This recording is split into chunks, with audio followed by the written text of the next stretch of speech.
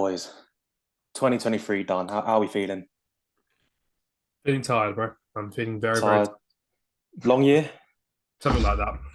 Really? Lloyd, how about you, mate? Long year? Yeah, I mean, it has been a bit of a long year, but bring on 2024, I guess. Yep. So Lloyd, we'll start with you actually. How did your 2023 go in general before we get into the intro? It's been all right. It's been decent. A lot of changes, of course, coming to uni first year. Liverpool are doing better second half of the year, so it's been good as well. So hopefully that can carry on into 2024. Got any wishes for New Year 2024? Any wishes? Any resolutions? Any resolutions? I don't know. Maybe go to the gym more. Oh, Probably get I've been get there like some twice, gains I like think. Henry. Well, actually, I haven't been at all, so not even twice. Oh, always yeah. New Year resolution. Why not, mate? Go for it. Yeah. Hen dog.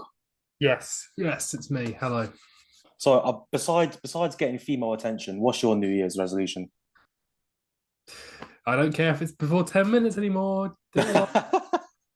I haven't done mine yet. I every year I do them. Try and set myself a few like yearly targets rather than resolutions. But I haven't done mine yet. There's a few that I'm kind of mulling over in my head, but I'll write them all on New Year, on New Year's Eve. Oh, okay. So you're gonna leave it till last minute. Fair, Oh, fair enough. time over. So let's get into the episode, shall we? Yes. Hello, everyone. Welcome to the end of year episode of The Red Show. This is the Blue Podcast. I'm joined with Lloyd and Hen Dog. We've already introduced them, so let's move on to the important stuff.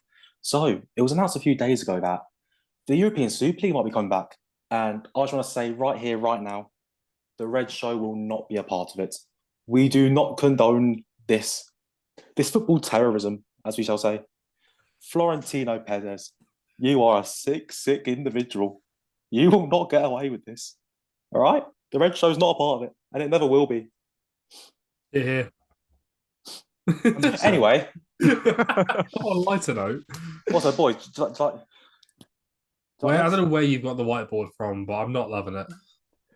basically, I'm back home in Eastbourne for Christmas. So, and got a whiteboard in my kitchen. Why not? Why do So you yeah, want the kitchen? mate, I don't own the house. It's not my choice whether a whiteboard's in the kitchen or not, mate. All right, but right anyway, no, shut up, Henry. No more questions. Right now. End of the year, good vibes. Since November, 2 months ago, well, a month and a bit ago now, we all joined the Blue Podcast made around Red Show, and I see it's gone very well, boys. Henry, how do you feel about the Red Show and how it went? It's going well so far. I'm not going to put that down there. First of all, we're not done yet. There have been some ups. There have been some downs. There have been some bullying attempts by the two of you. Whoa, character building, Henry. Character building. We're going to have to bring someone new onto the podcast in the new year, and they've got to be a United fan. I need some backup in here, boys. I need someone to back me up in these opinions because they're fair opinions, and I'm just getting the hammer down every time. Can't Well, get to away. be fair, I got a DM. Oh, I hadn't told you this, boys. I've got a DM on Instagram from someone I know who's a Man United fan, and he's asked to become a host on the show. Yes. So maybe we can look into it. Yes. Here we go. Yes. It's not here we go confirmed yet. Fabrizio Romano has not said anything, but it's in my Potential mind, new man. host of the new year, let's just say that. Exactly. But on today's agenda, it's a big episode, so got a lot of things to do, really, don't we, boys? So we're going to start off with the 2023 football quiz of the year. We're not then, and after that, we'll go into our award show. I know award show. So we got football categories to begin with, which is Player of the Year for the men's, Player of the Year for the women's, Young Player of the Year, Moment of the Year, and Match of the Year, and all of our own Team of the Years. Then after we've got two other awards to give out as well for the podcast, which is the most game shows one. Guess who wins that? Then worst opinion of the year. Guess who wins that? But I'm not one for spoilers, so let's start with the quiz, shall we, boys? Yes, let's get going. I want Get into to it. see if I can end the year on a bang. Right, so you're both going to get the same 10 questions.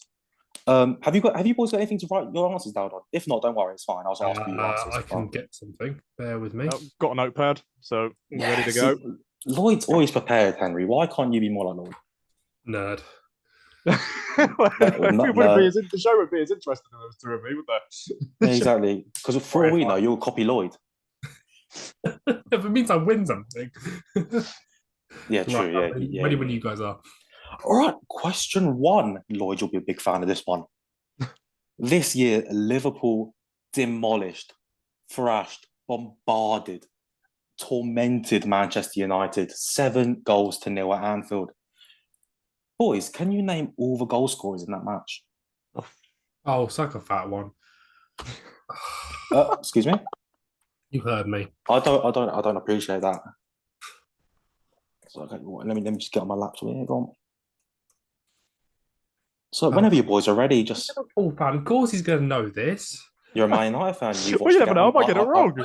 I assume you watched the game. Traumas. I block out my traumas. I don't tend to think about it. All right, so how have we got our answers, boys? Come on, you're taking a bit. Wait, hang on. When was this? This was Last season, mate. And Mane fucked off by that point. Had he gone to Bayern?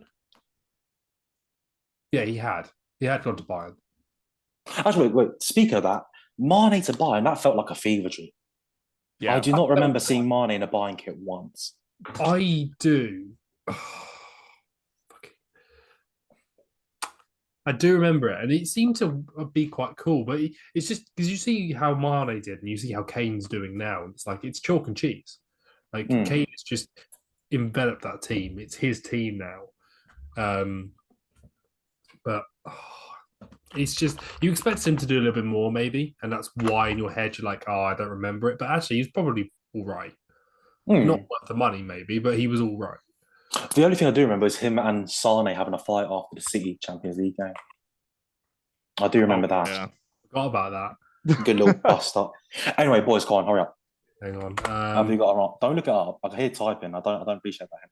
Right, I'm going to go with that. Do I have to give who scored 2, or can I just say the names of the people?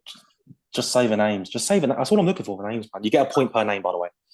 Okay, Right. I've got a couple of points there, I guess. Henry, because you're the one that seems least sure, you can go first. Thank you for that pleasure. I've got 4 names. Yep. I've gone with Salah. I feel like is a confirmed one. Mm-hmm. I went with Nunez. Mm-hmm. I went with Jota. I'm not telling you yet. Come on. Oh. And I went with a rogue shout because I reckon a fullback scored, but I don't think it was Trent. I'm going to go you and these fucking rogue shouts. So you guessed Nunez, Salah, Jota, Tsimikas. Yes, I'll take that. All right, cool, Lloyd. Salah for one. Yeah. I'm pretty certain he scored. Nunez, I remember him scoring. I think it was like I can't remember one of the goals, but I know one of them was like a header, and it was sort of like off the back of his head. It was really weird. Yeah, couldn't tell you, mate. Gakpo, I think he scored, and Roberto Firmino scored the 7th. Yeah, so Lloyd, you got all 4. I hate you. Shock I'm a horror. Liverpool fan. Oh, shock horror. Lloyd knows football. Hang on. You're getting sick of me now, boys. How many points did I get? You got 2 for Salah and Nunez. So Jota didn't score and Tsimikas. Okay, cool. No, where you got Tsimikas from, I will never know. Anyway, I with a fullback sometimes. Trent gets a goal. Go Trent. Yeah. If you want to go fullback. So hang on, who was it? Salah, Nunez, Firmino, and who? Gakpo. I hate that.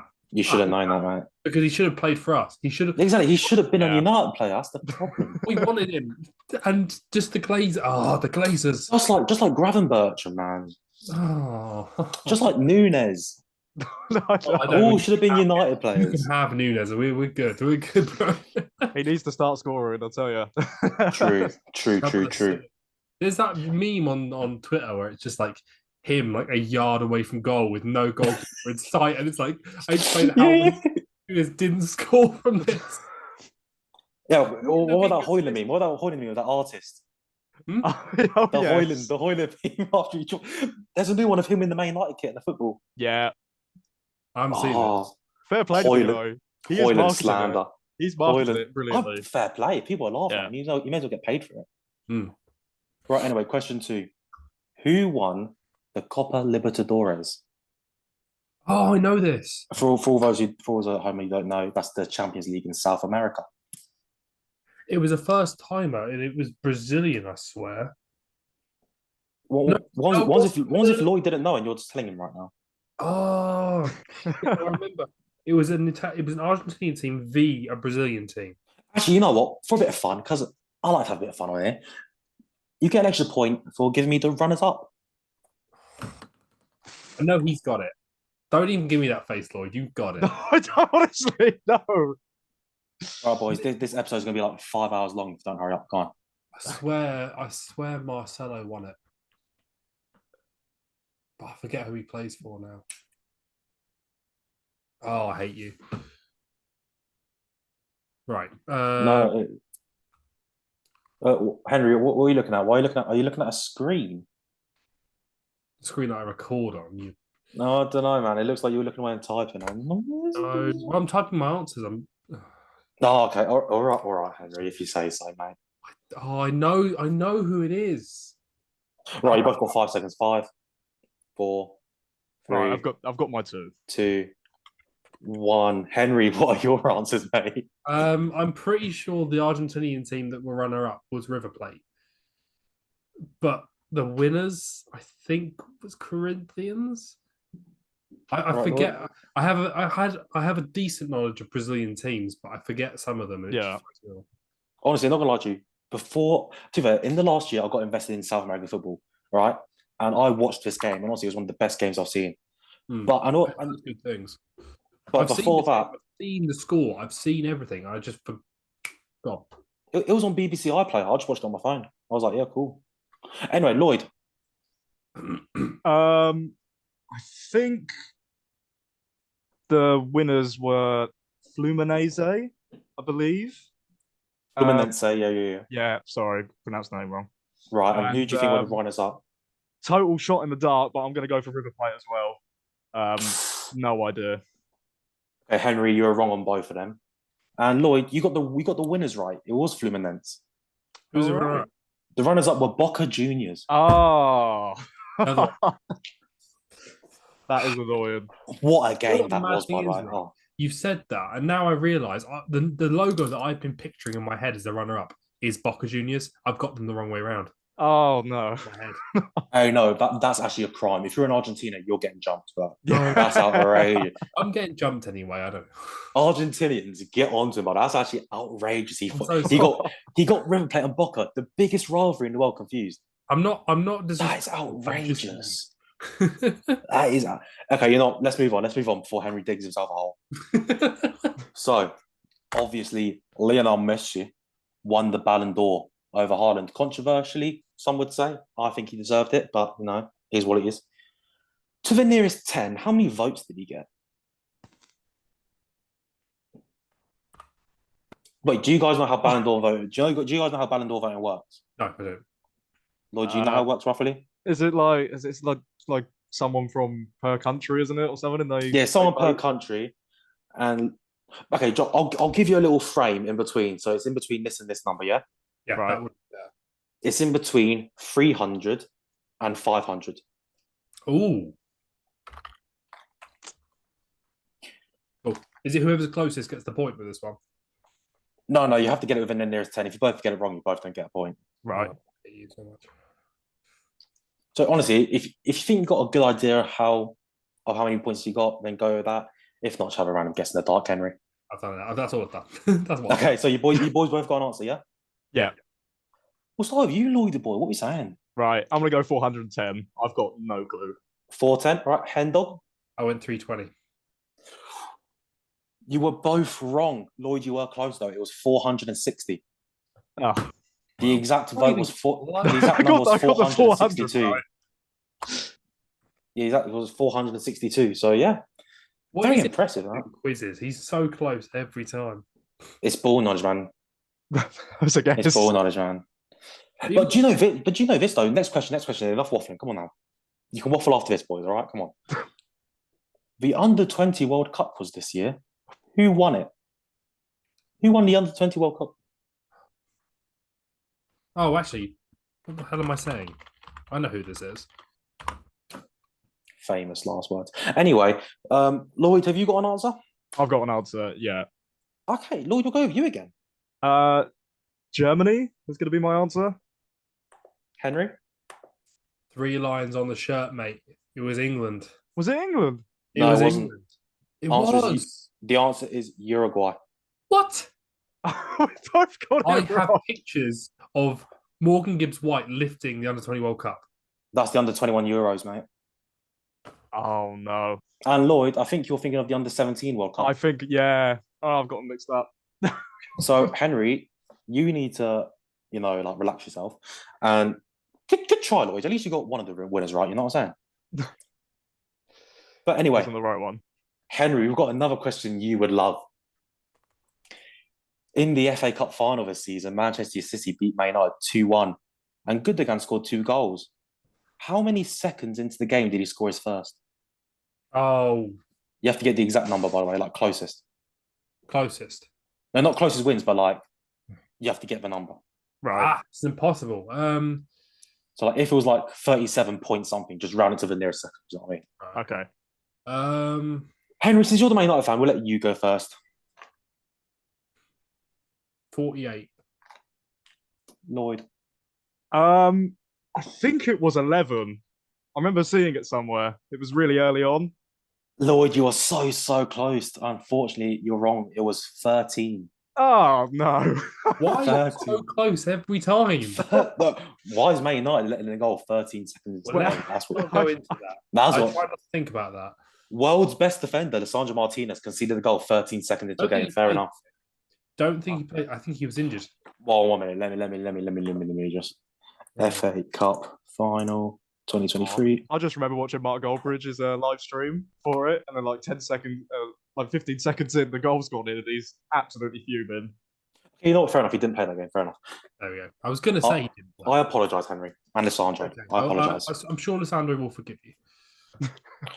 He doesn't know who the fuck I am, mate. Don't worry. Right. Anyway, more England heartbreak. In the Women's World Cup in Australia, England lost the final to Spain. Who scored Spain's goal in the final?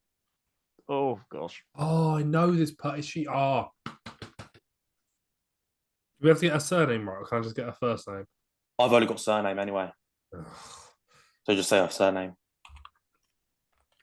Is it that the name? No. Have you got it? Lloyd. No. Well, you both got 10 seconds. I really don't know. Come on, Mandem. It's basic Not football good. knowledge. The name? No, that can't be it, surely. Right, you got 10 seconds. 10, 9, 8, 7, 6, 5, 4, 3, 2, 1. Hen dog, what were you saying? Right, I know her first name's Olga. I remember Olga. And her surname begins with a C. But I have no idea how to say it. Do you want to just go with Olga? Because I know who you're talking about. Olga Kimona? Henry, I know who you're talking about. Do you want to just go with Olga? It's fine. I know Yeah, who you're on about. We'll go with Olga. All right, Lloyd. I've got no idea. I remember watching the game, but I don't remember who scored. So have you for not Spain. got an answer? Well, I'll go for Bonnie Matty. I've got no clue. Right, Henry. I thought her last name was Olga. So you're right, but I thought her last name was Olga. So we'll give you a point, Henry. Well done. Congratulations. Brilliant. Very much for the That's point. Unbelievable. I thought her last name was Olga because on FOTMob it just came with Olga. So I was like, yeah, cool. Well, I remember Olga as being her first name, but she has a surname. It's like I can't pronounce it. Carmona, something like that. I have no idea. Well, either way, you were right, Henry. Well done. Well done. And congratulations, Olga, for scoring that goal. Yes, for knocking England out and making me feel shit. And you made Henry feel shit, so congratulations again. So, next question number 7. Obviously, we all know Messi made his Inter Miami debut this year. He signed for him. Who did he make his debut against? In all competitions, not in all competitions, not MLS, all competitions, just in general. Are you both absolutely clueless right now? Yes. Well, I am, yeah. Do you want to give you a little clue? Yes. They're currently playing Mexico. What? They are a Mexican team. It was a cup game. Oh, And if I remember correctly, Kim K was there. And so was Away Days. A link up you never thought would happen, but here we are. I'm gonna go with this people because they're the only Mexican team that I know. Are you both still clueless? A little bit, yeah. pretty much, yeah. Oh, do we give you another clue? I'm feeling generous. It's the new year. It's Christmas time. In their name, they have a color. Like in their name has a color. Right, right. I think I've got it. Yeah, I think I might have made that too easy now. What? In their name, in their club name, in the full name, they have a color. Like the color, the word, like the name of the color. It's not just written in a color. It's like the word is a color. Well, I'm clueless then. You got to hurry up, otherwise, no answer. I've 5, got some guesses. 4, 3, 2, 1. Okay, Henry. What have you got, mate? Well, I thought it might be Tijuna, and I thought it might be Club America. Don't you mean Tijuana? Same thing. But I went with Tigres because that's the only team I can think of. It's good. The famous color Tigres. Fair enough. I Lloyd, don't know what why. have you got? I don't know either for a color. So go on, Lloyd. Claim your point. Cruz. Is it Azul? I think because You are that's correct, blue Lloyd. in Spanish, right? Cruz Azul. Oh, Azul. I did Oh, Spanish nice. GCSE. I did Spanish GCSE, so I know these things. You know what I'm saying? See, it's Cruz Azul. There you go. How's that a color? Azul, blue. So it's a color, but in Mexican. Yeah, I said color. Well, we're not going to be called Cruz purple, are they? I don't fucking know. They're not going to be called Cruz or light blue. Cruz turquoise, are they? I don't know. They speak Spanish, so the color's good. So the name's going to be in Spanish. It's like if Tigres was called Tigers. You think I speak Spanish? I'm talking about a Mexican team. At least say it with a Spanish accent. You know what I mean. Ugh, let's move on. I'm Move on. Yeah, move on. Haaland broke so many records this year, didn't he, boys? Yeah. To most of our expenses. Yeah. How many goals did he score in the calendar year as of recording? Oh, that's a. All right, do I be generous and do it to the nearest 5, or should I just be an arse? Nearest 5. Lloyd, what do you think, buddy? Yeah, go nearest 5. I don't know. Fine, I'll go nearest 5. Fine. So, have you both got an answer? Somewhat. All right, Lloyd, boy, your turn. 42. Got no clue. Right. So, right. Let me get this straight. I asked if you wanted to the nearest 5, and you both say yes. Then you give me an answer that's not in the 5 times table. Oh, well, I thought you could just do the nearest 5 to anything. I didn't realize I have to be in the 5 times table. Oh, okay. It's 42. It's 40. It's 42 your answer, and if it's 40 or closer to 40, I'll give you it. Right. That's fair we'll enough. go with that. Right, We'll go Henry, with that. what is your answer? 51. Are you both not hearing me today? To the nearest. Okay, you know what? Lloyd gets the down point. The answer was 44. Oh. Right. Now this is going to be about the Italian league. So Napoli won the Scudetto last year with 90 points, very impressive. Mm-hmm. How many points are they above second place when that season ended? Okay. Yeah, sure. Okay, I would do to the nearest 5, but I'll tell you now, the answer is below 25. So there's no point me doing to the nearest 5. Right. You only got like 5 answers to give, you know what I mean? So Okay. what are we saying, boys?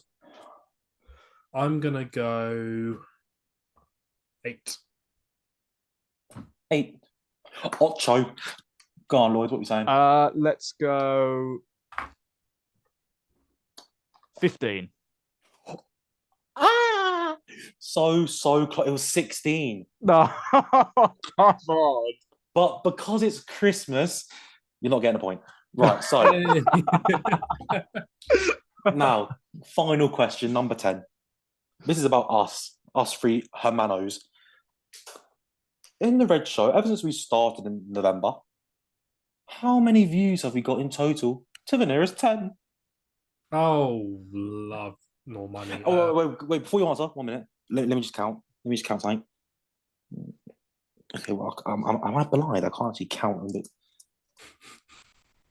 Man, I literally looked at this before we started recording. I didn't. I counted it, but now I can't remember the number. You know, because I'm just for some reason I just feel like Beneath, whoever gets this right gets 5 points. So it's anyone's game. What? Oh my god! I got word on my ear from Tom, big boss. He said 5 points to the 5 points whoever gets this right. Heats on. So to the nearest 10. Cool. Have you got an answer? I've got a guess. Lloyd, have you got a guess, my boy? Yeah. So, Mr. Neil, what's your answer? We'll go with a dart score 180. Right, wait. So I said, how many views have we got in total? And you say 180. I don't know. So all of our episodes added together makes 180 in views. Are we talking just Red Show? Yeah. Yes. Yeah. Cool. So I 100. don't know. I don't know. I don't keep track. Lloyd, what's your fucking guess? 1,000. Let's go for that. 1,050. Oh, Actually, Henry, you piece of shit. What do you Yeah, it's mean? 'cause- Is it really 180? Are you taking the piss? I'm surprised. I didn't think we'd get that high. no, it's last 180. episode. Before we started recording, I literally told you our latest podcast got over 700 views. Ooh, people. I Like literally told you this. 180. I have a memory of a goldfish, mate. You're gonna have to bear with me. Henry, are you acoustic by any chance? Very, mate. I'm a fine-tuned instrument. Right, well, no one got a point in that round. No.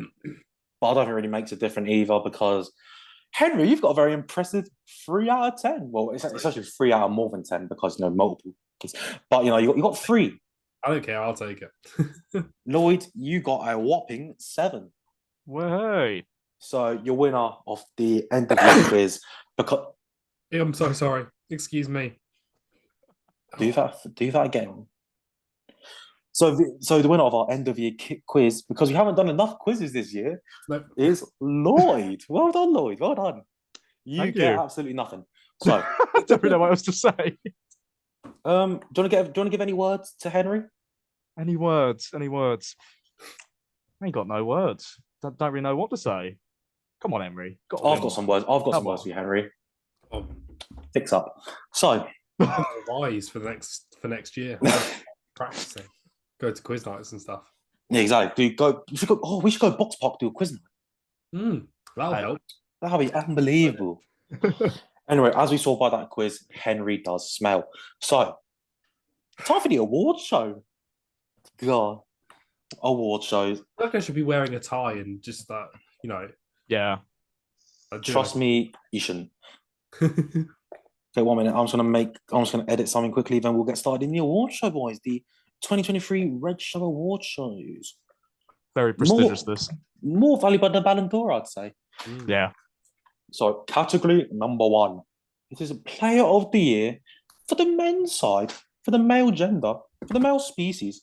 So, Player of the Year, boys. Are you guys on the docs, by the way, where it has all this up? Yes, yeah, no, I've got my votes up for the year. Yeah. Lloyd, have you got yours up? Yeah. All good. Got mine up. Hen Dog, who have you got for 3rd place? My 3rd place is a player. I think his form was more recognised towards the end of this year, but I think he's been good the entirety of the year. It's just not been recognised. Chat to them, yeah. Was playing, and that is, hey Jude. Jude Bellingham is my 3rd. Belly goal. Anyway, sorry. Anyway, I'm sorry about that. Belly goal. All right, so you got Jude Bellingham 3rd.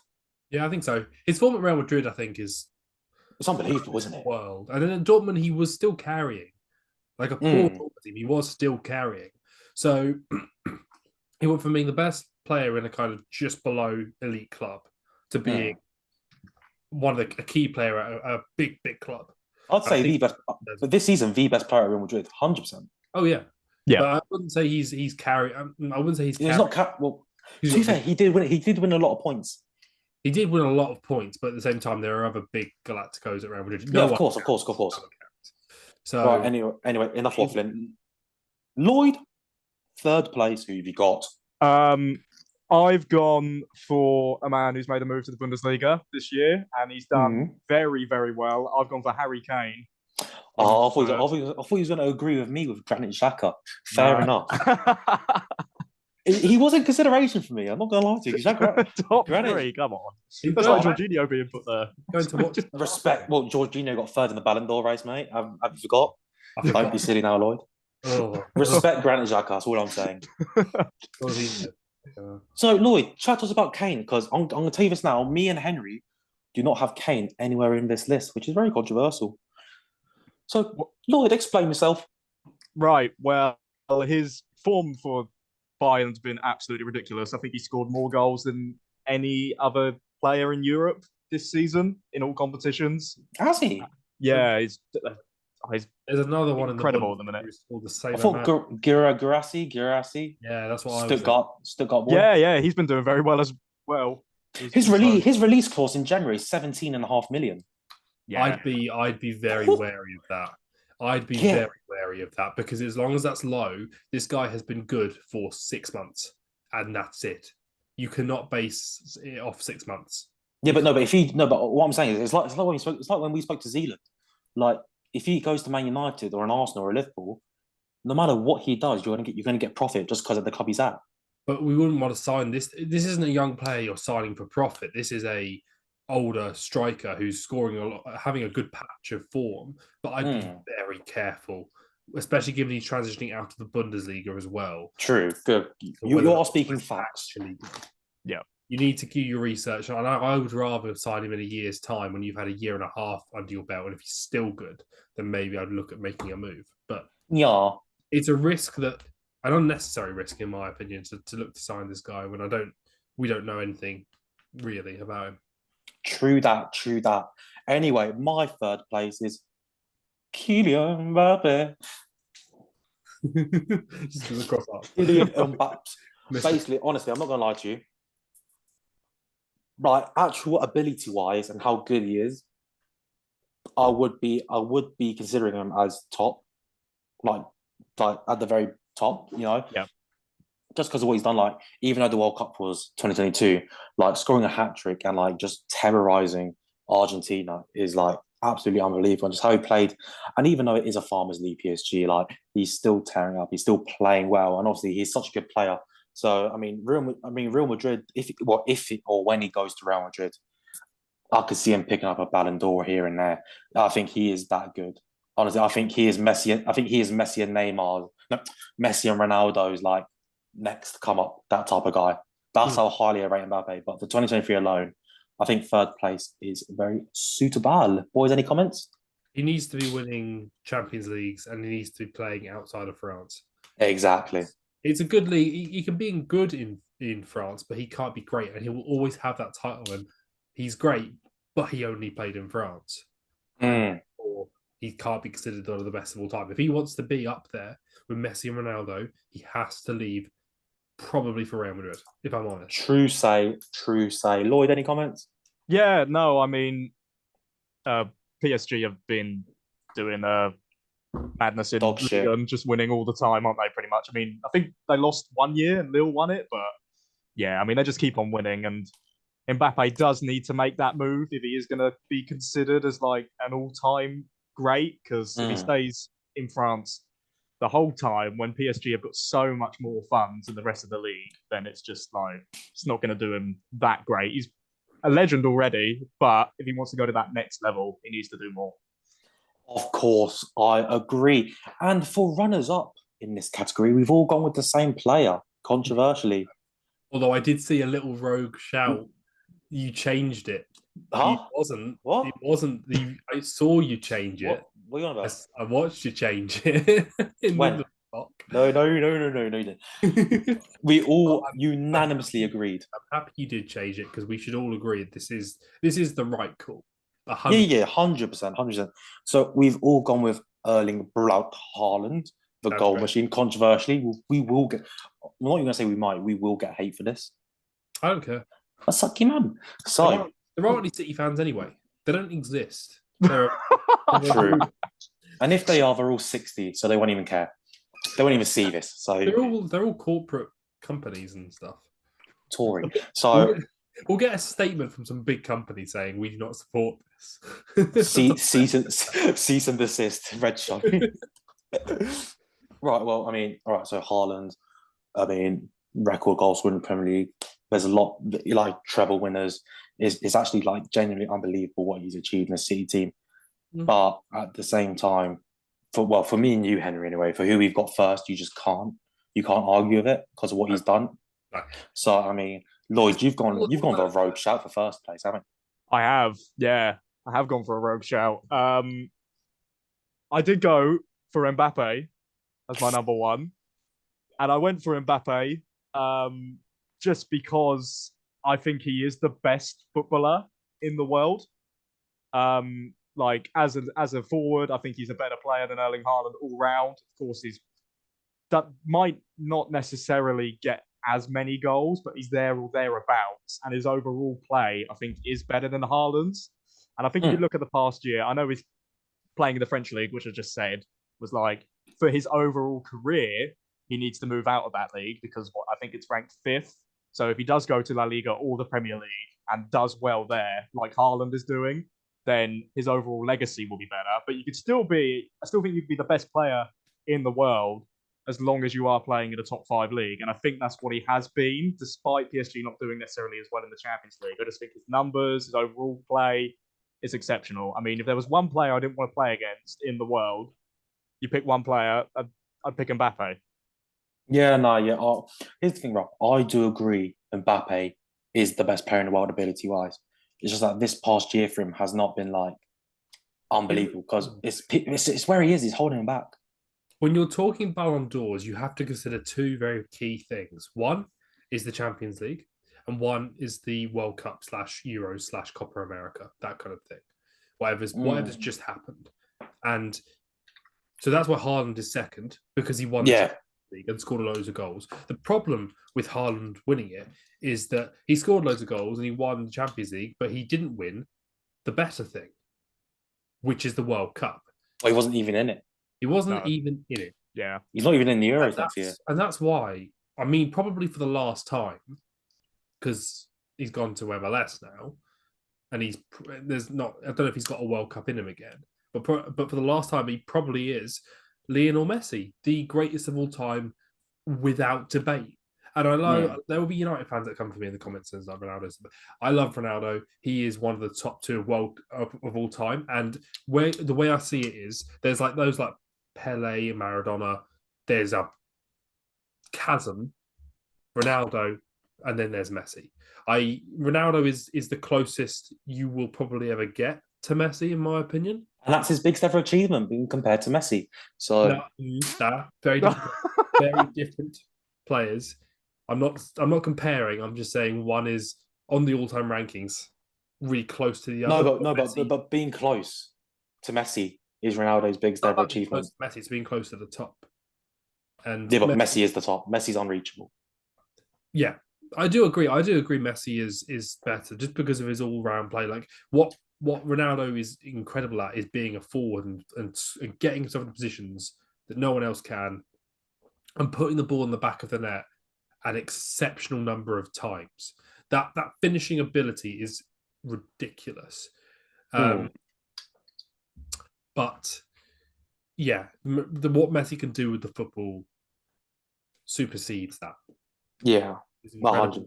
He won Argentina a World Cup. Well, that's always going to hang over his head. He didn't win a World Cup, but he has now. And so he can retire now knowing that he did it. Exactly. And he deserves the award because of that. Before we move on to the women's category, I've got a question for you boys. Right, think realistically here now.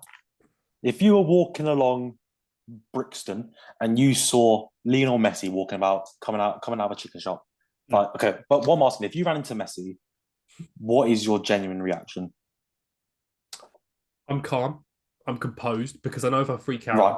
Right. Piss off. No, you're not. No, Literally, you fumbled meat in Zealand. What do you mean? I did not fumble meeting You Zealand. fumbled bad meat in Zealand. I did not fumble it. You forgot to send your save in because you were so I sent it, and starstruck. I accidentally forgot to attach it. It wasn't. It's not a fumble because oh my god, it's Zealand. It was a fumble of I'm just an idiot. You were literally saying, no, before we started recording in Zealand, you were literally saying how scared you were and how nervous you are meeting The thing is, Zealand. you could be a little bit shaky. What I'm saying is, I wouldn't be shouting, "Oh my god!" like freaking him the fuck out. I'm just Honestly, I'm Like, dropping Messi, dead. let me quickly go over there, shake his hand, and ask him for a photo. I'm not. I'll be nervy. I'm just not going to be shouty, screaming. I'm not that kind of guy. Bro, I'm kissing Messi's feet. I don't even care, bro. It's down his knees, and Messi's like, "What the hell's going on here?" Bro, I'm laying on the floor. Oh man. What do you mean? What's the better? It's Messi. Yeah, I No, mean, but at the same time, that's mad. I'm getting down on all fours and I'm kissing them feet, boy. I'd be phoning everyone. I'd be like, "Oh my gosh, Messi's right in front of me, like on the other side of the road." And then I go over and ask for a photo, definitely. And then I'd be like, I also sending want it to meet his everyone. bodyguard. Oh yeah, have to ask his He bodyguard looks first. a little bit like Higuain. Yeah, bulky Higuain. I do see that, to be fair. That's Higuain's new job. When he Rodrigo de Paul is fuming right now. He's quivering at home in Madrid. Anyway, right, enough wasting time, boys. Player of the Year, Women's Edition. So we've all gone for a different third place. Lloyd. Wait, Lloyd.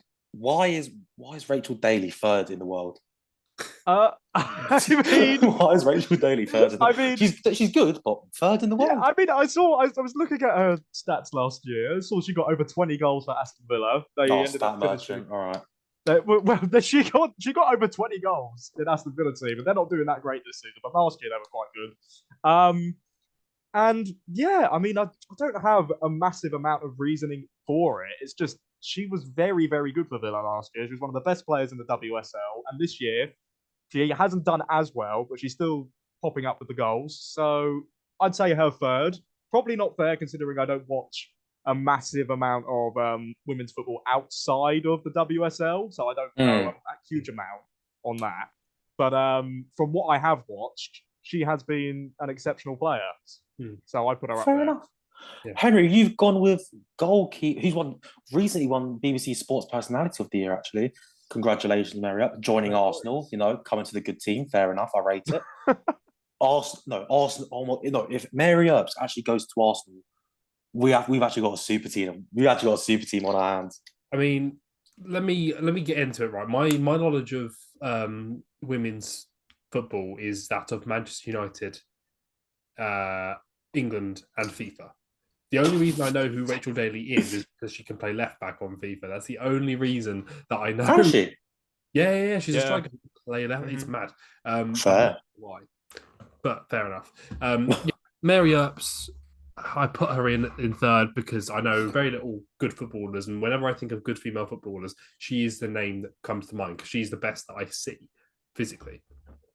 That penalty save in the Euros final, the performances for England, the winning of the Sports Personality of the Year. She won the World Cup for England last year as well. I can't think of anyone else that I would rather put in. Again, the passion, the fact that she plays for Manchester United, yeah, it's a bit biased. I don't care.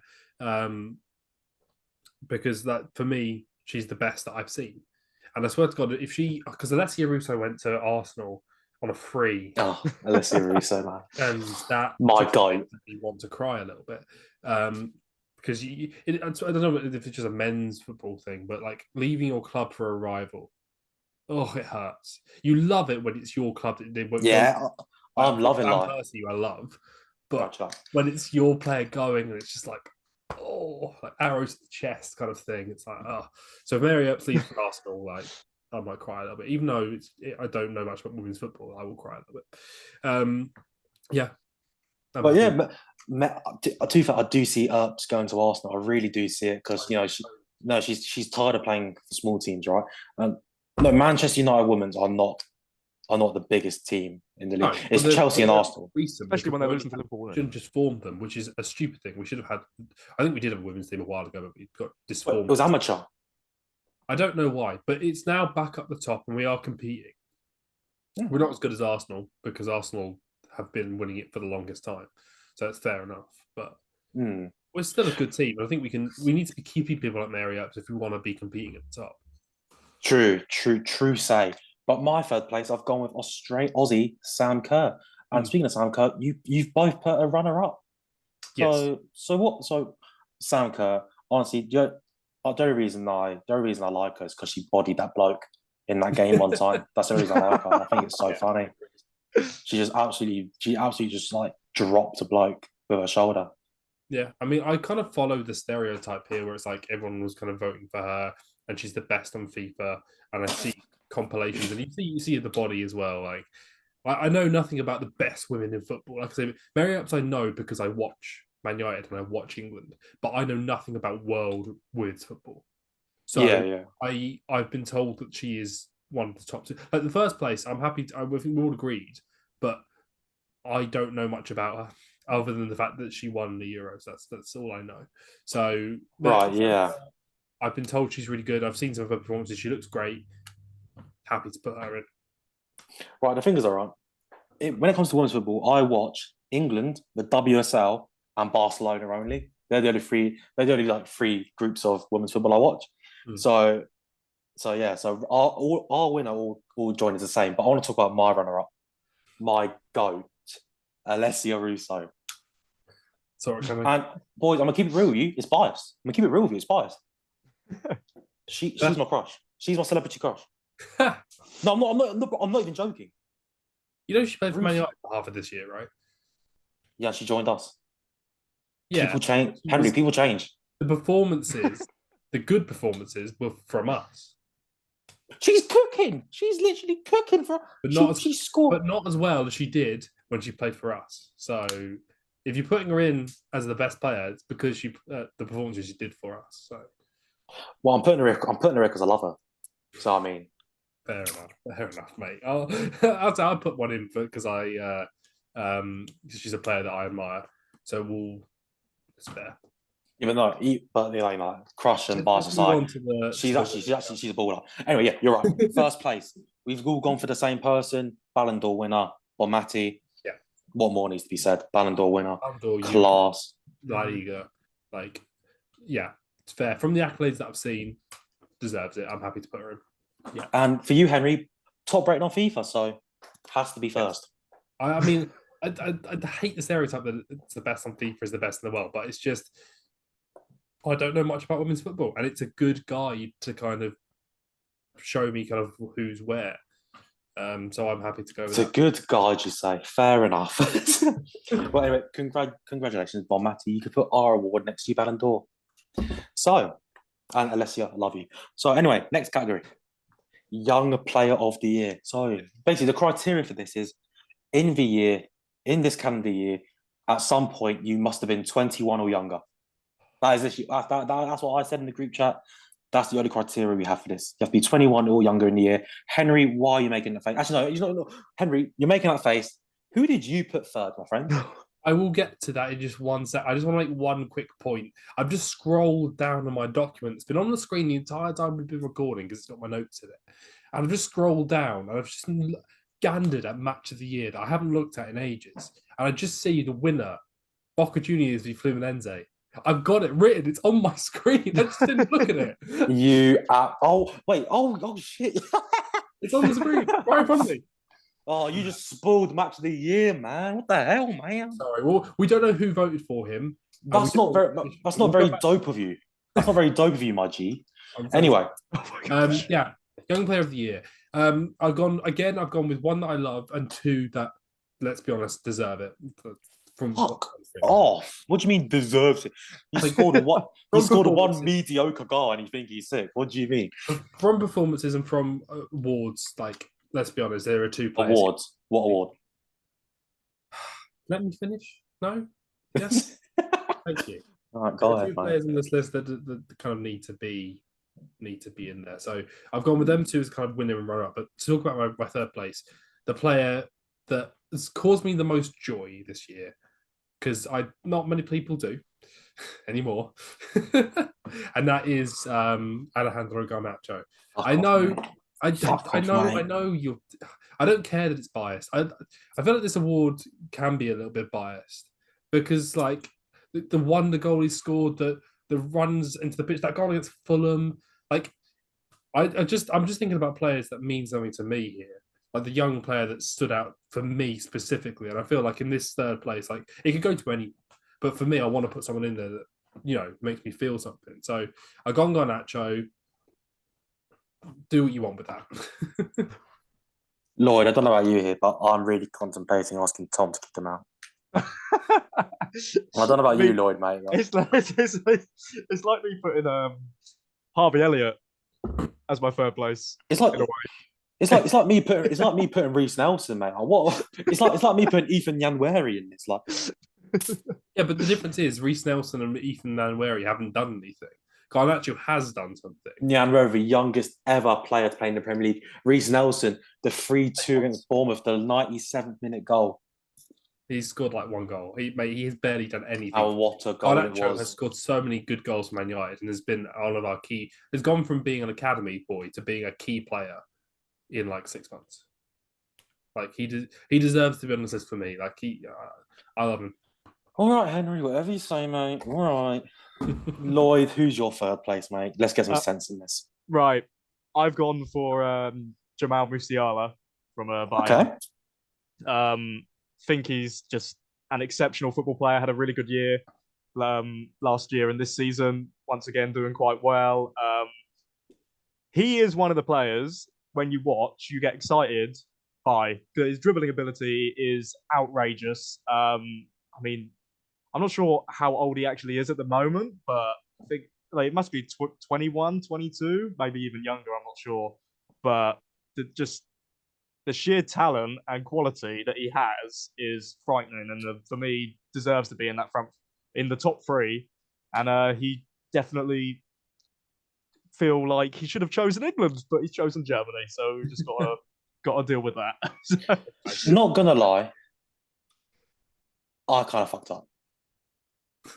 Actually, no. Have I? I'm still undecided. Like, okay, Musiala is not my top three, but I think he should be now.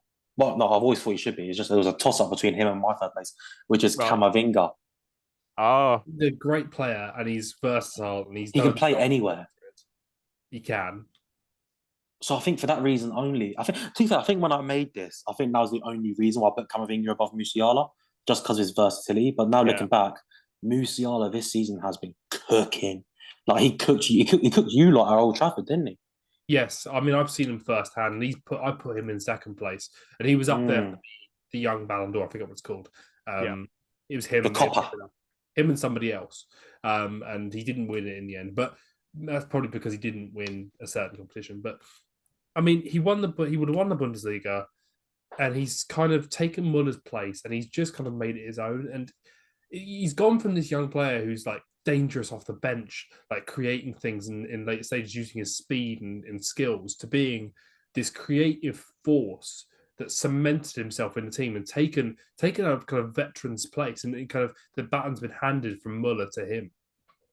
And it's good to see. And it's a shame that he doesn't play for England, because he could have torn all the teams he played against a new one, but he didn't feel the connection. He preferred Germany. It's fair enough. Yeah. I mean, he's my second place. I think he's exceptional. Right, boys. I think we all know the answer to this one, right? But I was going to ask you, just because I'm curious. Say hypothetically, Musiala did agree to play for England. In this current setup, what's the midfield saying? If Musiala was English, how do we accommodate him and Jude and Foden? And if I say Foden, first of all, Foden gets no. He's on the bench. He did. I mean, I always call him the bald fraud because I don't like him. And also he plays sometimes on the wing, and he's just not got the pace to play on the wing, and it's just like, why? What? So stupid. But let's not talk about that bald fraud. Let's move on to the bald. Wait. He's a good player. He's a good player. Foden's bald. Did you just say? Because he is. I'm not going to get into my arguments now. I'll define it later. But the midfield three would be Musiala, Bellingham, Rice. It would be. You'd find a way to make it work. Either you play Bellingham deeper. Yeah, that's what I was thinking. Yeah.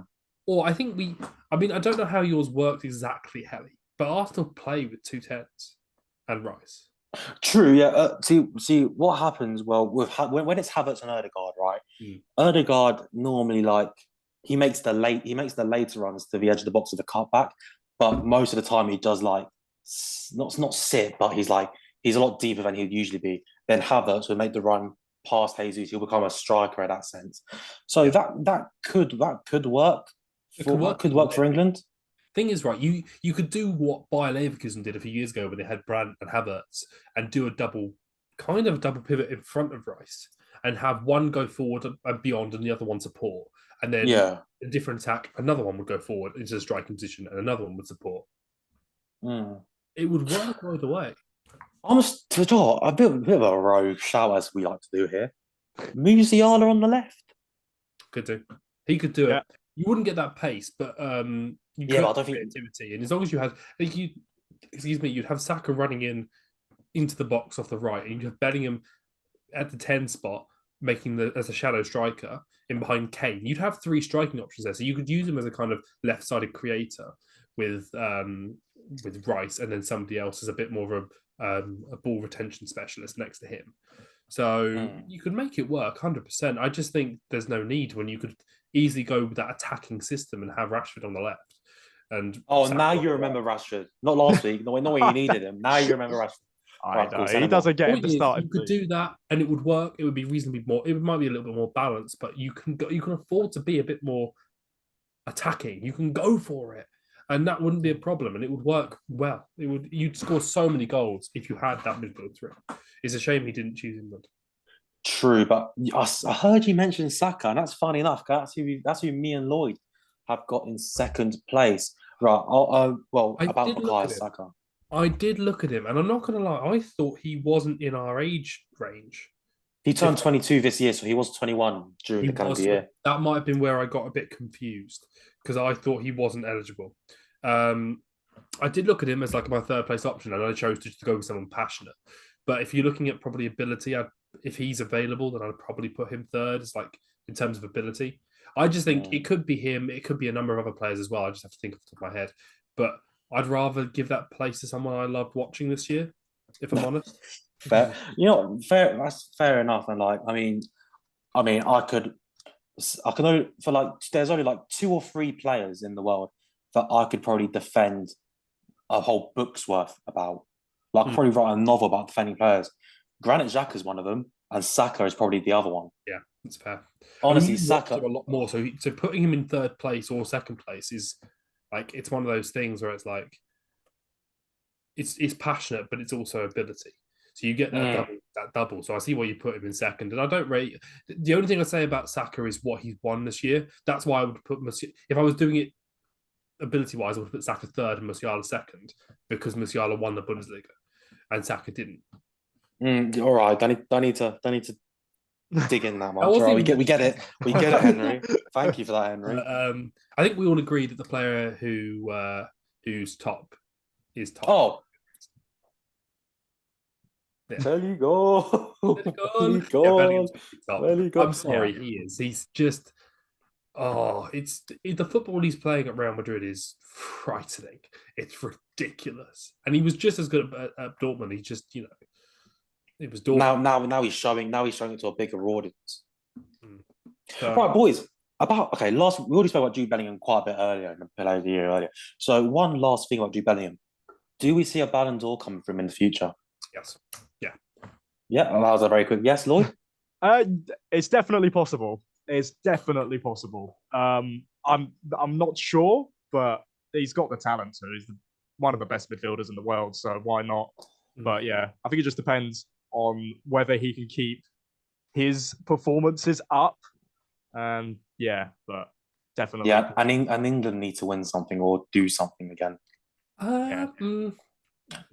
Yes. Thing is, right, you're a couple of years away from Messi and Ronaldo just not existing anymore. They're retiring or playing at a level where they're just not considerable. So they get knocked out. You then left with Mbappe, who's just winning the French league, and Haaland, who hopefully won't be winning anything, but probably going to be winning the Prem, but can compete for the Champions League. We know that now. So does Vinicius Junior and like Valverde, Pedri, right now, Vinicius, not Vinicius. Bellingham's performances are way better. So I mean like to compete. He's just missing the trophies. So he's got to win a Champions League and a La Liga, and then a World Cup would ensure it. But if he wins the Champions League and a La Liga, and he's the best player in that team, and no one else is exceptional in the tournament, I don't see any reason why he can't win a Ballon d'Or. True. Very good point. He's put in third in our kind of Ballon d'Or race. He's definitely up there already. He just needs that time at Real Madrid to win some stuff. And good point. Yeah. Very good point. But now, next category, we've got moment of the year. And honestly, I'm not going to lie to you, boys. I think I was the only non-biased one in there. Yes, both of you have been very biased. Yeah, Lloyd, I love yours already. No, yours is good, especially his winner, especially his top one. That's really good. Anyway, so we'll start with my third place. Let's give Heli a go for once. My third place is I was going to put Ronaldo going to Saudi because that's what kick-started really Saudi's dominance in sport. Mm-hmm. But Ronaldo joined Saudi technically in December last year. So I didn't include that because I'm a nerd and I follow the rules. So I thought, what happened similarly to Ronaldo that somewhat changed it, somewhat changed the sport and the league a bit. And I thought, Lionel Messi joining Inter Miami. And up until he actually did sign, I said to myself, ain't no way, boy. He's either staying at PSG or going back to Barcelona. I never even once considered, even when it was like nearly confirmed, I never once considered Inter Miami actually pulling it off, but they did. Honestly, I think that changed. And on his debut, when he scored that free kick in like the 90th minute against Cruz Azul, it was just wow. I think that changed a lot of the year, in my opinion, anyway. But Lloyd, you've gone for a very biased one here. What have you got for that? Right, I've gone for. It was in the Liverpool-Tottenham game. Liverpool were 3-0 up in the first half last season, and then Tottenham pull it back to 3-3. And Richarlison scores. It's like one of his, I think it was like his third goal for Tottenham or something.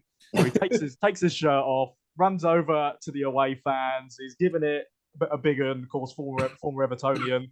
So, he thinks he's saved Tottenham. He's got them a point. And then, of course, Jota goes down the other end.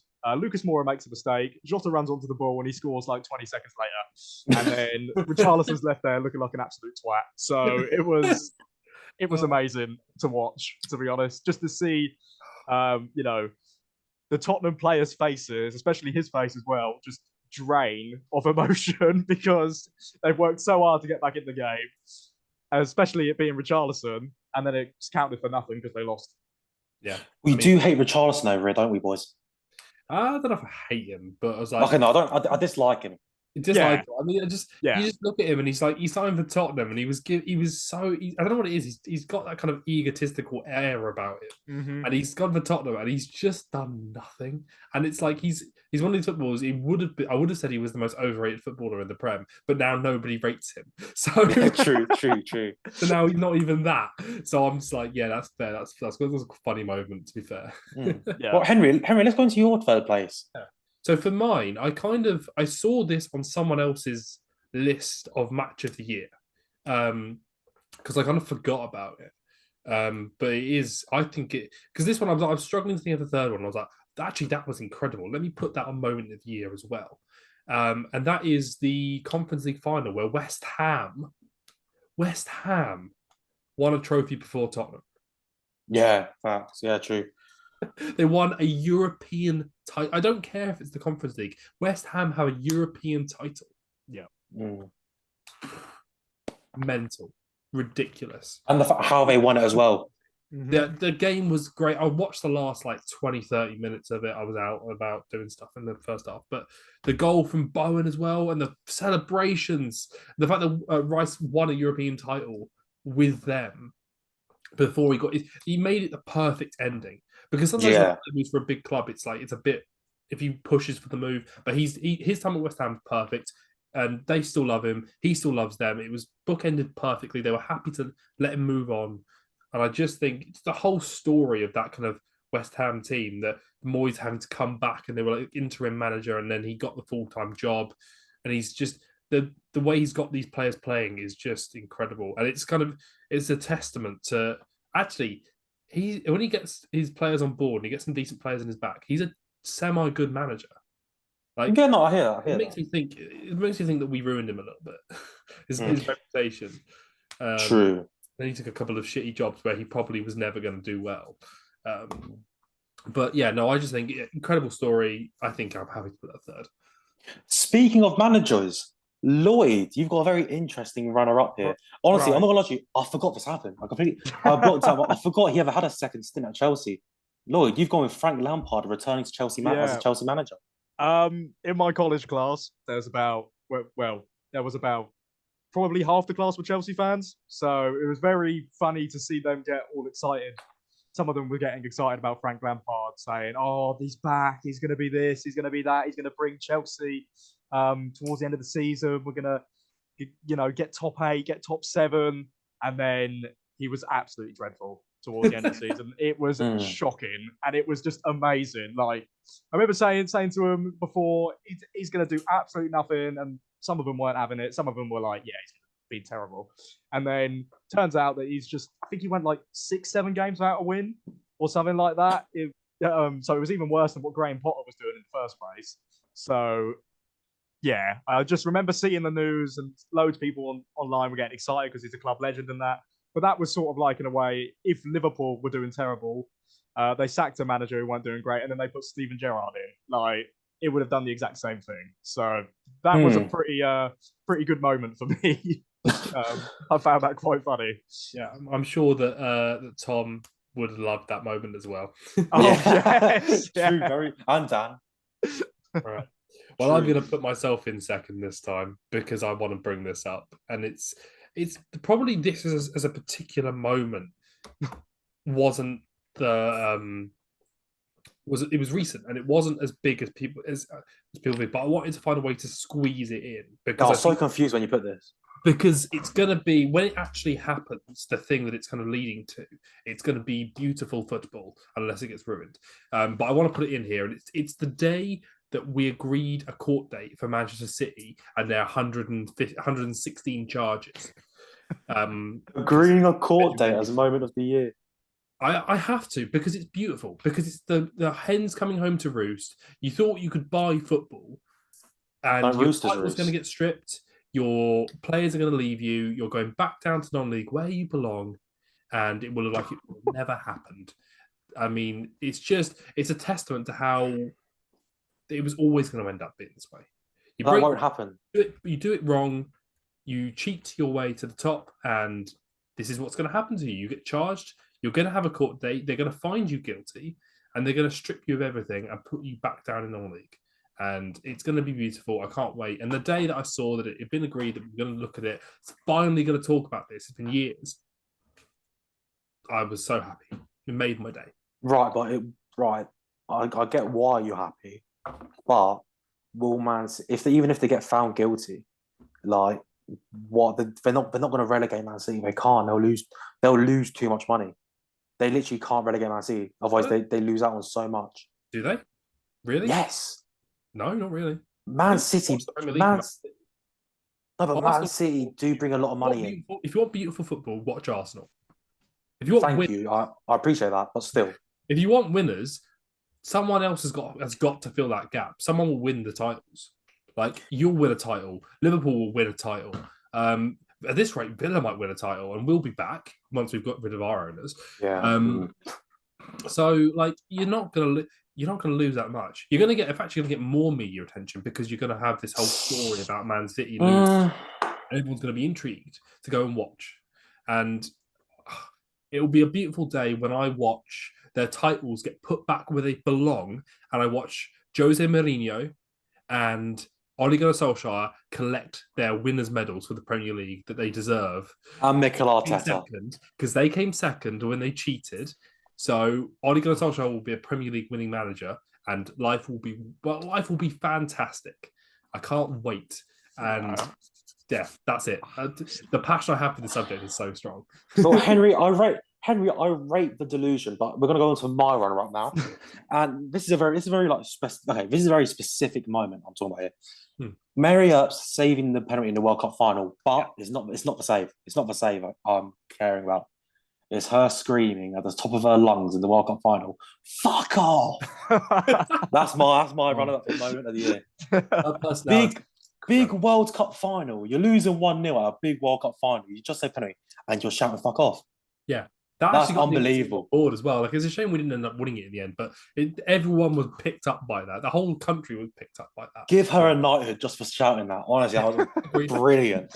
We need that at Arsenal. That's what I'm saying. Right. Okay. Anyway, our winners. Me and Lloyd have agreed on the winner. Henry, you've got your own winner, which I think is a bit stupid. I'm not gonna lie to you, but Henry, explain yourself. Yeah, all yours. Yeah, well, Henry, explain yourself. Again, my moments of the year are my moments of the year, and then the moments that made me happiest. So they are completely biased, and I give zero fucks. So when we beat City 2-1 in the league, I loved that day. That was a beautiful day because everyone was saying we were going to lose that game, and we didn't. We beat them. We beat the best team in the league. So yeah, happy with that. Nothing else to say on that. Like, it's the moment that made me happiest this year. Therefore, it's my moment of the year. Fair enough. Well, to Lloyd, mine and yours are linked to Man United in some way, and it did link to the quiz we had earlier. Come on. So, Lloyd, as you're a Liverpool fan, you take it away. Right. Yeah. Liverpool 7, Manchester United 0. Now, when the number 7 used to get mentioned, I used to think about Anfield Agenda's reaction to Aston Villa 7, Liverpool 2. But now whenever the number 7 gets brought up, you think about the 7-0. I mean, that was just a ridiculous day because, like, Man United in the first half were playing quite well. They probably should have scored a goal, and then Gakpo gets one. It's 1-0 at half-time. You're thinking, just get one more, and that's it. And then it went 2, then it went 3, and it just kept on going. It was absolutely mental. They just, I don't know, capitulated. It was so bizarre because they were really good in the first half. But yeah, I mean, what a moment for me as a Liverpool fan. I don't think I'll ever see a bigger result over Man United in my lifetime. Fair enough. And that will lead us nicely into match of the year. Right, I think I'll go first because mine is somewhat biased, you could argue. Yeah, be biased. The thing is, right, these are your matches and moments of the year. True. These are moments that you can be biased about. But you can talk about things that are passionate to you. Because, like, why not? Like, you're not going to be boring and go, Champions League final, World Cup final, blah, blah. It's like, no.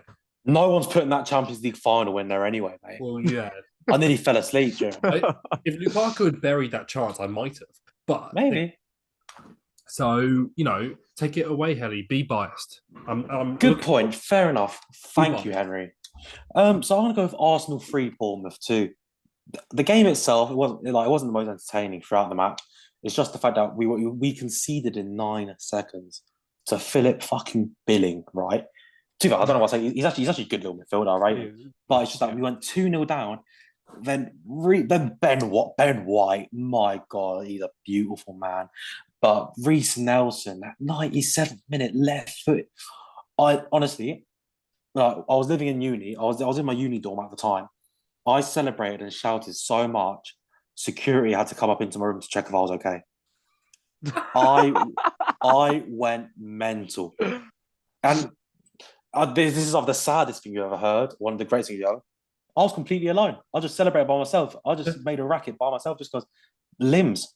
Yeah, I love it. I love that. That's perfect. I mean, I've been there. I've done the exact same thing, running around my house, shouting and screaming at the top of my lungs. I remember when England beat Croatia in the Nations League semi-final to go to the final, and it was another semi-final against Croatia, and we beat them.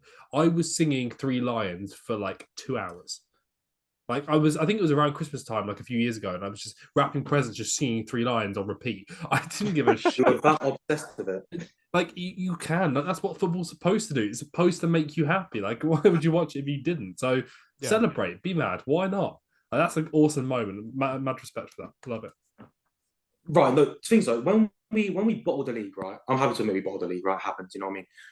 But honestly, that Nelson moment is the reason why I was upset about it. The fact we bottled the league, yeah, it sucks and all that. Cool, is what it is. But it's just the fact we did that, and we still couldn't win it. That's the bit that upset me the most. Also, I had to change my camera angle because I need to put my thing on charge. No worries. It's on 5%. Cool. I mean, Lloyd, Right, you cool. broke shout, so I'm going to do mine before we go into that. I went for the EFL Cup final where we beat Newcastle 2-1 and won a trophy because It wasn't 2-1, it was 2-0. It's 2-1, wasn't it? 1 minute. Stupid. I swear they got one back. No, I don't think they did. Did they? Am I? It was sound worse than it is. 2-0. I'm so sorry. I apologise to my fan base. It was. How are you putting this in one of the best matches of the year and you got the score wrong? Couldn't have been that memorable. Oh, that's so bad. I think what happened was I copied the text from Man City and then rewrote it and I forgot to take the one. Right. I think that must have been why. And unfortunately, I've got a memory like a sieve, so I have to write things down. But yeah, 2-0, winning a trophy. I'm sorry, winning a trophy, your club winning a trophy is the best feeling. Yeah. I don't care if it's the EFL Cup. Like, it just made me happy this year. It's one of the few moments that did. That and the other one that I kind of considered for this one was when we beat Barcelona in the Europa League. That was a good moment as well. Because I thought we were going to shit the bed and it's going to be really tight. We'd probably get knocked out. We were comfortable, pretty comfortable that game. So to be comfortable against Barcelona is a thing of beauty. So yeah, we'll go with the Newcastle one because it won a trophy, but the close second for me. Right, Lloyd. I was going to put this match in actually because I saw this match. I was really entertained. I was thoroughly entertained, I should say. So talk us through it. Yeah, no, Napoli 5, Juventus 1. It was right at the start of the year. I remember watching it and it was just absolutely insane. It was sort of like an even match in the first half. Juve did decently well. They had Di Maria, who was causing them problems. And then Napoli second half just absolutely just obliterated them, absolutely tore them apart. And it was sort of a game that like really woke me up and when they're going to win the league. Like that was a massive statement. Even if Juve weren't doing necessarily too well, it's still Juventus. You know, they're still one of the biggest clubs in Italy. So to smack them 5-1, you know, and the players that they had, you know, the attacking players, they were so fun to watch under Spalletti. And now they've sort of lost that this year. But I mean, I spoke about that on the Purple Show before about the choice of their replacement manager has been atrocious. Yeah, I saw that. Yeah. So, I mean, we spoke to Alex Barker, actually. If you haven't seen that already, go and watch that. It's on the channel. Yeah. His recommendation was the Fiorentina manager seems to play the football that Napoli like to play and is the best option right now. And I think that probably would be a better shout. But yeah, I mean, it's tough to see a team go from the bottom to the top like that. But I didn't watch the game, if I'm honest. I didn't watch the game. Yeah. But I mean, the scoreline and from what you said, it must have been a cracker. Yeah, it was. Lloyd, your review, your match review of that must have been really good. See, I didn't do one at the time. What? I didn't have my stuff at that point. I've only just started doing it since uni. But yeah, I was watching it with my mates and we were just like, just went around someone's house, just watched it, had a laugh. And yeah, it was just ridiculous. I expected it to be like Napoli to win, but sort of it be a little bit closer in the second half. There was nothing like that. Napoli were just outrageous. I mean, by the way, guys, sorry, Henry. By the way, guys, check out Lloyd's TikTok and Instagram. That's what I was his match reviews are actually very good. So thank you. His socials are linked below in the comments. So when you finish this, go check that out. Henry, you know what? Go to all of ours. Yes, exactly that. That's what it should be. And post things about the gym, so you can follow me if you want. Mm-hmm. I post about. Maybe I just repost clips of our show. Really, that's really it. Really. Yeah, but go to Lloyd's TikTok and Instagram. Follow me on Instagram. That'd be the better. Yeah, everyone, come on, follow the people. Show some love. It's the Christmas time. Show some love, please. we all need some love nowadays, especially Henry. Yeah, it's a sad time. It's a sad time. Emmanuel ain't being shit. Right, Lloyd. We'll stick to you quickly. Right. Runner-up, you got Liverpool versus Spurs. We've already touched on that. So yeah. Do you want to give a quick little reason? Well, yeah. I mean, as a Liverpool fan, 3-0 up, then it goes 3-3, as already said. Then we score a last-minute winner. It couldn't have been any more perfect, really. So yeah, that's my reasoning for it. I've already spoken about it a bunch of the Charleston thing. That played a massive factor in that being in there. So Good. Sticking on Liverpool, Henry, you've gone for another Liverpool game as your runner-up. Yes. Oh. 2-5 in the Champions. Real Madrid pulled your pants down, and that was fun. So I put that second.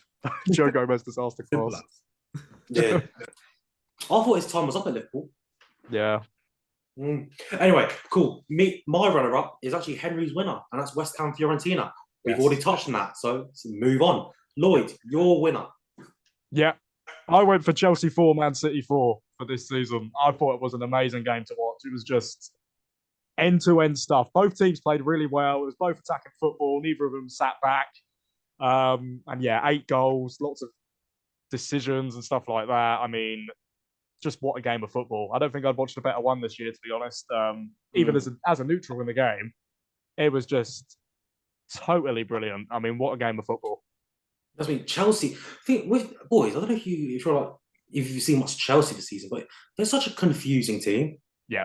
I don't get what their style is, and like how comes they can do well against Man City, but then they play against bloody Yeovil Town and they struggle like. Yeah, it's a weird situation. I think the way I see it, to give it a kind of a brief analogy to kind of get you guys kind of on place. You know when you play a game of cards, I don't know what game, but you get drawn out a bunch of cards, and you know what the first thing you do is you put them in order of hearts and diamonds and clovers and whatever. Yeah, that's what Poch is trying to do. I think is trying to structure his team, figure out who's good where, and start to train people to play his system. But he still doesn't know who's what. So I think he's still trying to figure out what's happening there. And until he does, he's not going to be able to bring in new players or sell players until he figures out exactly where they're best, and then can go, okay, then start managing and go, okay, so this person needs to leave. I need reinforcements in this area. And until he does that, they're not going to be an exceptional team. But they are a fun team to watch because they get loads of goals and they concede loads of goals, and it's funny. That game was great. I mean, I did watch it. It's a good shout. I did watch it. And I was like, when the Cole Palmer penalty went in, and I was like, he celebrated, and I was like, yes, love that. No, but I watched that game. I was very entertained by it, but I thought these 3 games were just better for me, in my opinion. And that's why my winner is the Copa Libertadores final. Boca Juniors versus Fluminense. Honestly, I know we spoke a bit of it earlier, but oh my God. I used to dabble in South American football here and there, but my word, like it's entertaining, like it's fiery. These guys aren't even like rivals like that. They're from different countries, but the way they play, it's like they hate each other. Yeah. It's actually that they hate. And the thing is, though, right? I'm completely against violence in football. I think it's awful. Like Brazil versus Argentina, I think what the police done is out of order. Like violence does not have a place in football whatsoever. But hostility and intimidation, I back that. And this game had loads of it. It's got to be fiery. You've got to be up at it. It's about being part of a team and going to go in to win against another team. I don't want you to have a fight, but you've got to be backing your team. You've got to be passionate. You've got to have that passion. Totally. That's absolutely fine. Be passionate. Be intense. Back your team. Just, when it starts to get violent, maybe just, go, well, let's calm down a little bit. You can even be aggressive. Just there's just no need for the violence. You know what I mean? Yeah, don't get physical. But yeah, Boca Juniors Fluminense, what a goal! Oh my God, the guy who scored the winner for Fluminense in extra time, he jumped into the crowd and he got sent off because he forgot he was on a yellow card. it was amazing. It's amazing. It's so South American football is so unhinged. I love it. Yeah. I need to spend some time understanding it because it is so interesting. The fact that they have 2 different. All Brazilian teams have 2 different squads for 2 different competitions they play, and they play year round. Oh, honestly, South American football, genuinely, I really recommend it. It is so fun and entertaining. Didn't one of the big clubs get relegated this year? Santos. Oh my! That is genuinely like if Man United, Arsenal, Liverpool, if any of our teams get relegated from the Premier. The club that made Heli, and Neymar got relegated. Yeah, did you see the video of the Santos fans, like the massive burning building? No. In the city. Oh my God! That's what I mean. It's so crazy. It's terrible, and I mean, you It's never horrible. let a club go down like that. My main, it's kind of bad, but my main thought is that's going to be a great FM save next year. That's going to be fantastic. Oh, I'm going to priorities, love taking priorities. Santos back to the top division. That's going to be good. Oh, Neymar will be old as well. Sign Neymar when he's old. What? Yeah, What a save! Yeah. What a save. That is unbelievable. Right. Okay, cool. So we've just finished our main awards on the Red Show for football. So now we've got one more thing on the football side anyway, and that is our team of the years. Yes, that's Boys, right. would you rather go through your team each or go through position each?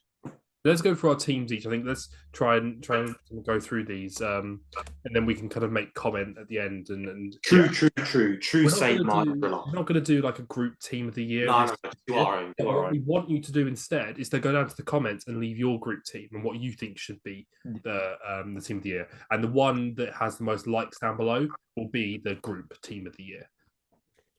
Whoever comments the best team gets to sponsor an episode. No, joke. Anyway, that would be our team of the year if the one that gets the most likes. But, Right. Since I'm already talking, let me go first. True. Goalkeeper, there was no avoiding it. It was Edison because of his Champions League win. I wanted to put Onana, but because, right, as much as we can kind of debate whether or not he's a good goalkeeper at Man United, but the point is he's not the best in the world at Man United. We could consider it at Inter Milan when he got to the Champions League final and was close to winning a Serie A, but you can't consider him because of his time at Man United. Exactly. Fair enough. So I don't consider him. Di Lorenzo from Napoli at right back. Again, Champions League and a Serie A win. John Stones playing in midfield and at centre back and being a key part of that Man City team. Kim Min-jae winning a Serie A and then going to Bayern Munich and being great. Left back, and you guys went with some interesting options. I went with the guy at Inter Milan whose name is DeMarco. He plays centre back, he plays left back, he plays left wing back as well. I considered him. I think he's a fair shout. He's very good. Last year, and he's an underrated player. I think someone to consider. I didn't go with a couple of your options. He had a very good Champions League final. If Man City didn't win, he'll be my man of the match. He had a very good game in the final. Cool. I went with one Man City player in midfield, and that is Gundogan. That's as much as I can stomach. Bellingham for his time at Real Madrid and the fact that he's the best young player in the world. I put Bruno Fernandes in my team. Why? Well, I think I have a fair. He's created the most chances in the Premier League this season. Won an EFL Cup. Maybe you probably could put like Rodri or something in there, but like I'm being a bit biased, and the fact that if we had someone to be on the end of his chances he creates, and if we were able to capitalize, he would have the most assists in the world. He would. So I want to put him in there because bias and because I love him. He's awesome. I also think he had a great year. The front half of the year, fantastic. Three, top goal scorer in the world, Haaland. Best player in the world, Messi. And I went Vinicius because I think Real Madrid had a good, semi-good year. Did they win the Liga in the first half? I think they did. And Vinicius was their key player. Barcelona won it. Fair enough. I still think there's nobody else I'd put in over him. I don't know. Mbappe won Liga and that's about it. So yeah. Vinicius was kind of carrying Real Madrid a little bit, kind of being their key player a little bit before Bellingham turned up. So I'm going to put him in there for me. Right. You know what?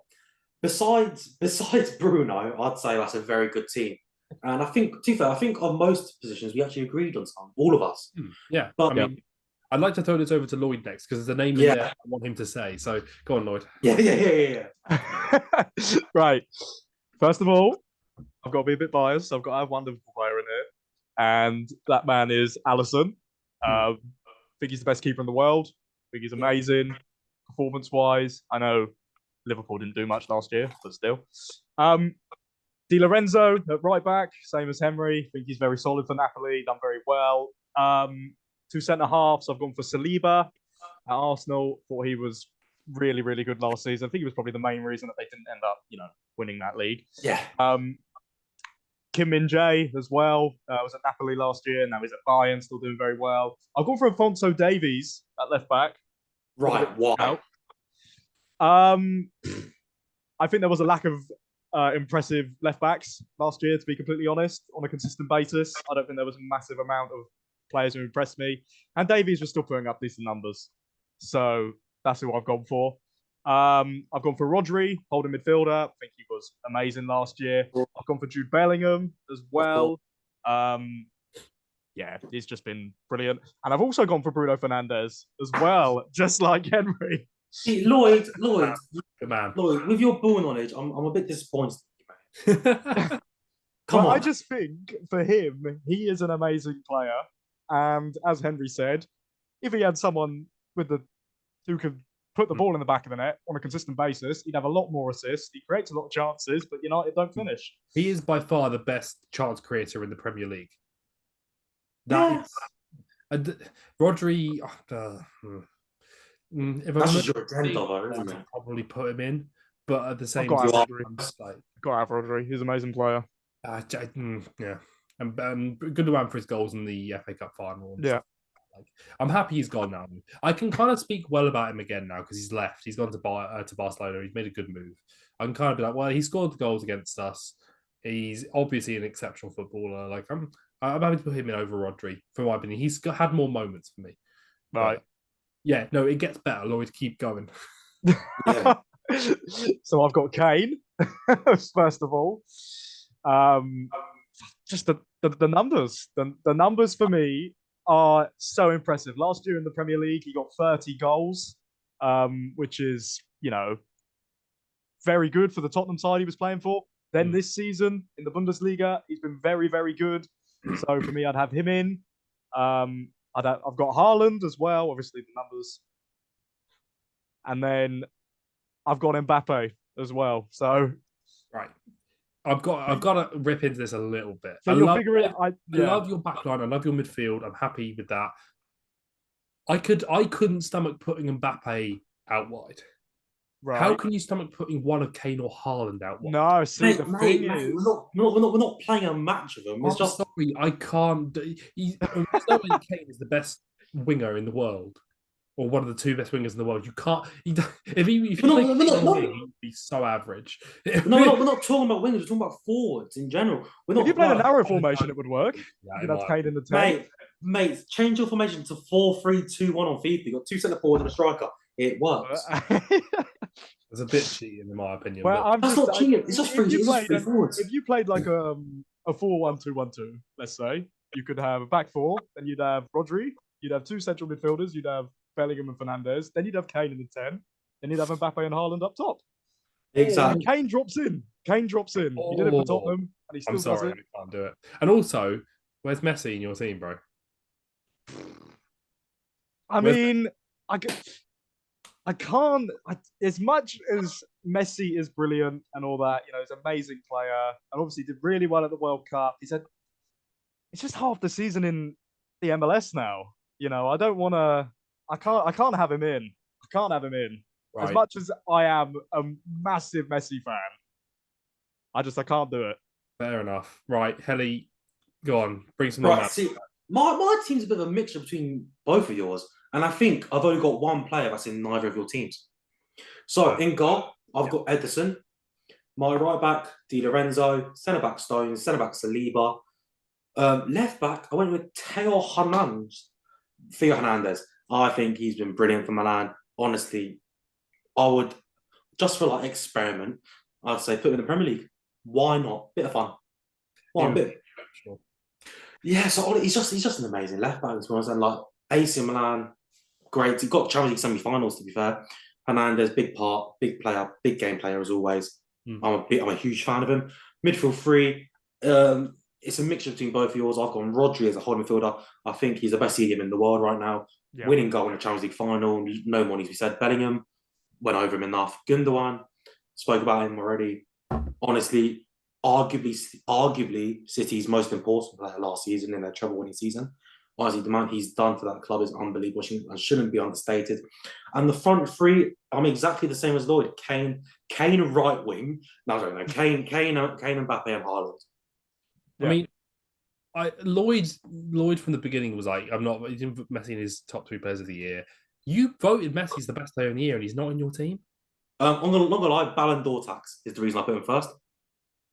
Ballon And, d'Or and, times. I know, honestly, no, it's just the fact he's in my MLS, and I know, I'm a hypocrite. I know, I'm a hypocrite, right? Yeah, I mean, Happy? fair enough. I'm a hypocrite. I mean, left back, we all put different people at left back as well, just to mention that. I mean, Theo Hernandez was good in the semi-finals, and the same kind of got the same position as some other players. I mean, Davies won a Bundesliga, which fair enough. DeMarco got to the Champions League got to Champions League final. The thing is, the player I should have put in and I didn't because bias. Nathan Ake, no one considered him. No, he was in my Left back original won team. the Champions League this year. He was in my original team, but I took him out for Hernandez. I don't know why. It's not as fun, and it's also like bias. Right. But that is our football awards done for the Red Show. And before we pack things up here, we got 2 more mini little categories for the podcast. I mean, there's no suspense. We already know who's going to win these. Yeah. So, number 1, most game shows won.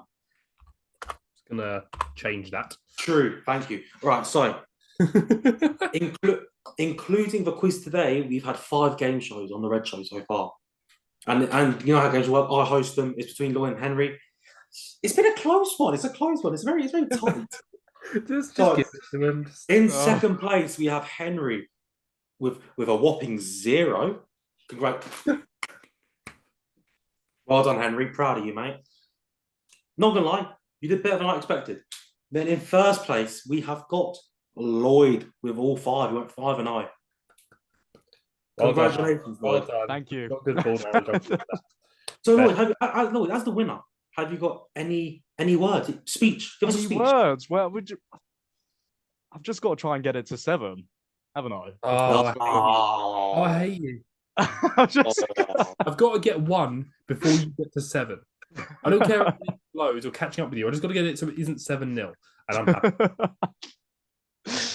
But hey, 2024, it's a new year. Henry, we're gonna get a new you. You're gonna come back, and you're gonna get at least one game show. I've got to get at least 1 in the next 2, and then one game show. You got to help me out a little bit. You got to sort me out a little bit. Henry, I almost believe in you. Almost. But anyway, Henry, you are a winner though. You are a winner in tonight's award show. Right, okay. Before we announce this one, have we got any? The category is worst opinion of the year. Have we got any other nominations that aren't me? The only one I could think of is me saying Harry Kane's not a big game player. I'll put that second, and I'm happy. All right then. Yeah. I'm happy now. That'll do me. I'm happy. I don't care.